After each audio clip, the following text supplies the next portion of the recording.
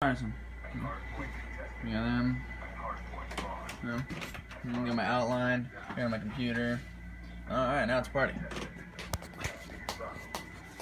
Alright, well, my name is Braden Shields, and today I will be talking to y'all about guns and gun control. And that pertains to the people here because we are in South Texas, and Texas is known as pretty much the hillbilly state, and a lot of people in Texas mainly people from Texas make up the majority of gun owners in America. So I feel like this does pertain to us based on the location where we're at.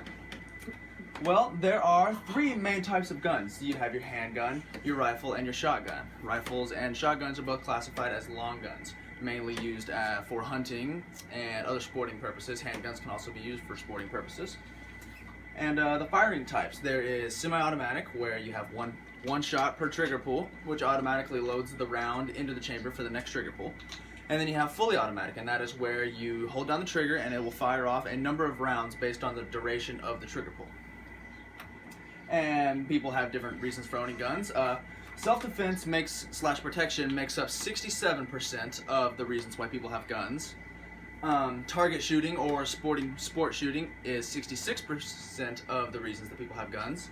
And hunting is 58% of the reasons, or it's 58% of why people have guns. And and that also came from an article online. And the next I will talk about a CNN article about the various presidents who signed various gun acts to limit gun ownership and background checks and stuff like that. First one we'll talk about is Roosevelt. He after the many crimes committed by Al Capone back in the 30s, the National Firearms Act was passed, and that just put more regulations on guns, made guns harder to get, and so people like Al Capone or other mafia members could not illegally own guns that were not registered. That way, in the database, most law enforcement would know where guns are, who owns guns, and whatnot. And now President Johnson in 1968, this started after the assassinations of MLK, Robert Kennedy, and JFK. And this was just mainly made it like stricter licensing of guns. Like Lee Harvey Oswald, he got his gun off of the internet and had it mailed to his house. So I mean, that's pretty easy to get.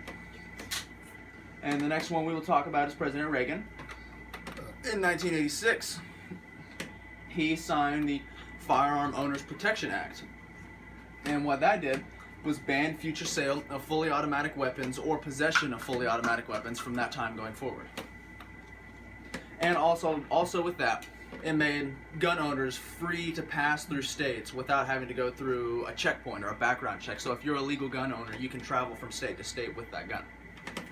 And the next one is President Bill Clinton in 1993, the Brady Bill, named after James Brady, that required federally licensed handgun dealers to conduct background checks to all people that were going to buy handguns. So if you were mentally incompetent or if you had a felony, you are not allowed to purchase a handgun.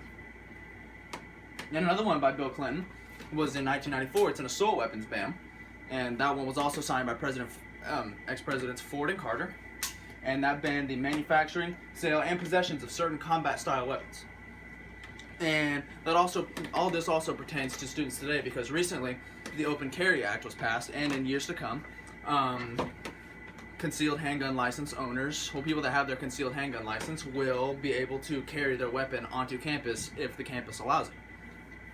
And but of course, other people like myself believe that if you are a licensed and trained individual, you should be able to have carry your weapon where you please, as long as you're in a designated area where you're allowed to have your weapon.